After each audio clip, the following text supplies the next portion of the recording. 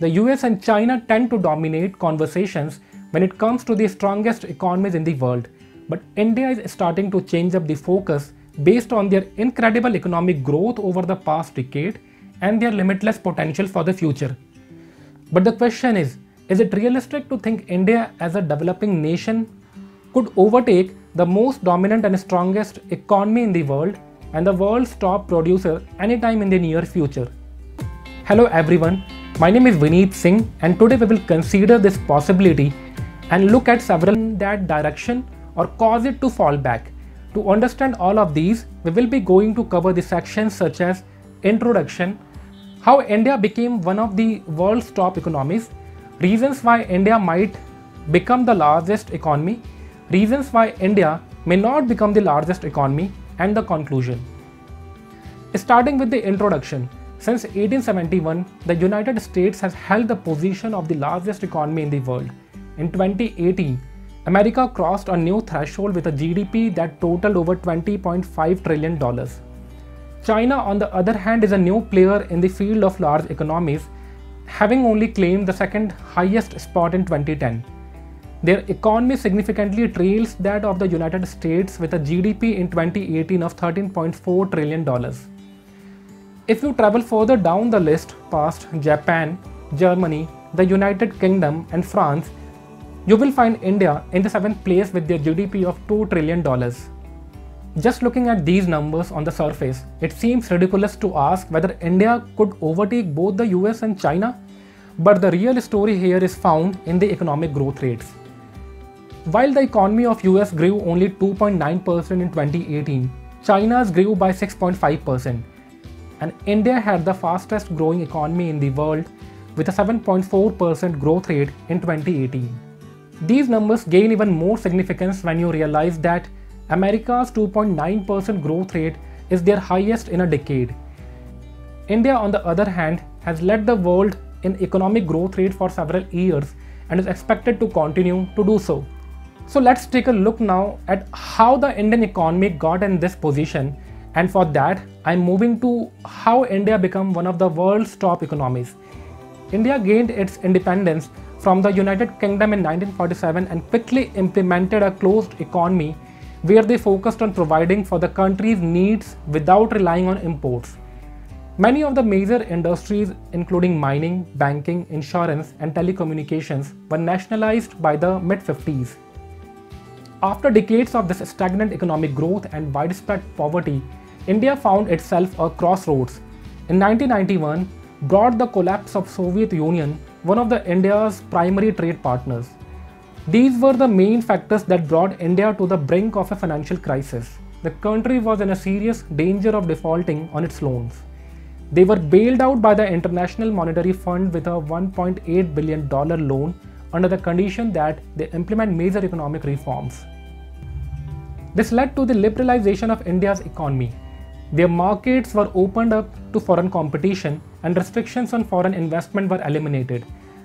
This opened up opportunities for Indian entrepreneurs who could now get funding from investors around the world. A number of other regulations and restrictions were also eased in order to stimulate economic growth.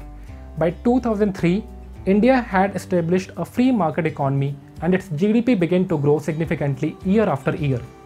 Indian entrepreneurs embracing the IT sector was a big part of this growth.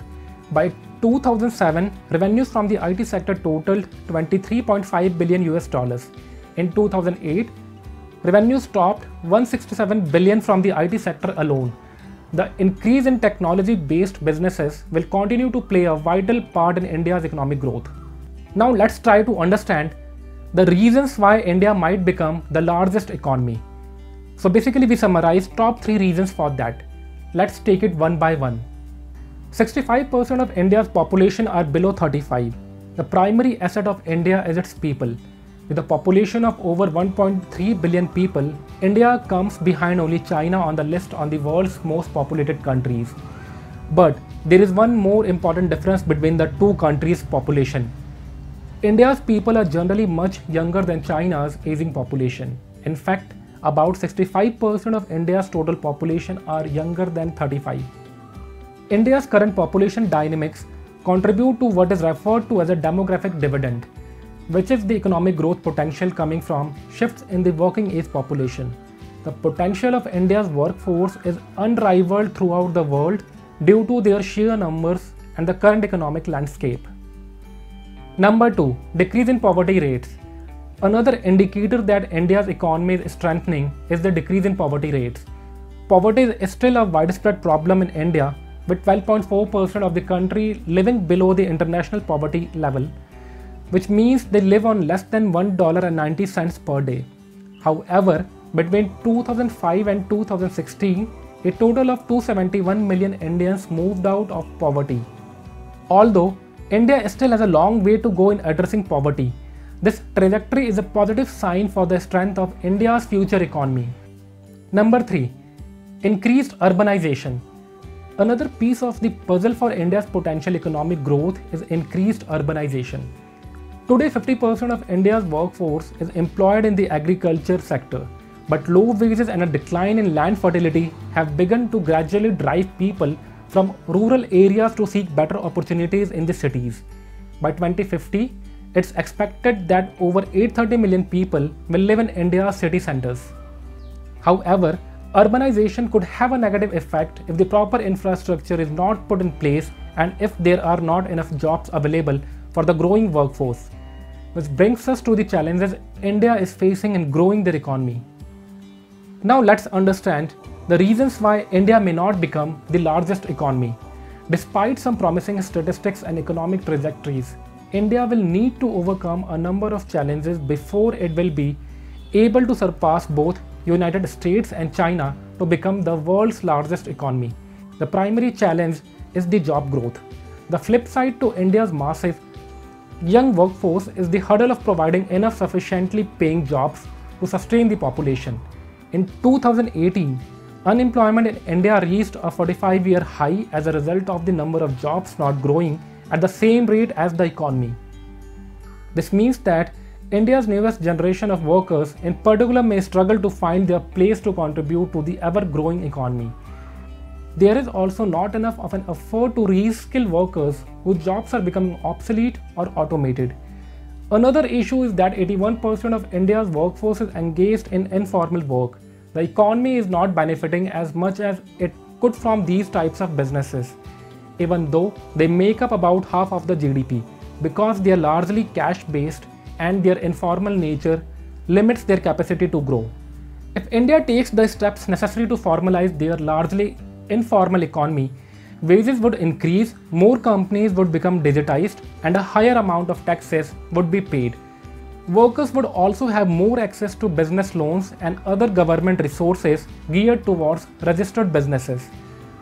To put it very simply, India must make 3 significant transitions in order to sustain their current state of economic growth: farm to factory, rural to urban, and informal to formal. Now it's time to conclude. Economists predict that China will become the largest economy in the world by 2032, and India has the potential to surpass both the US and China by 2050.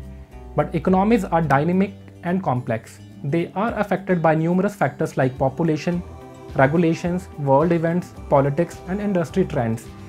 But if the question is whether this is possible for India, the answer is yes. Will they do everything required to sustain their growth and make it happen? We will have to wait and see. With this note, I'm ending this conversation for now. If this information is useful to you, please like and subscribe my channel. It means a lot to me. Thank you. Bye.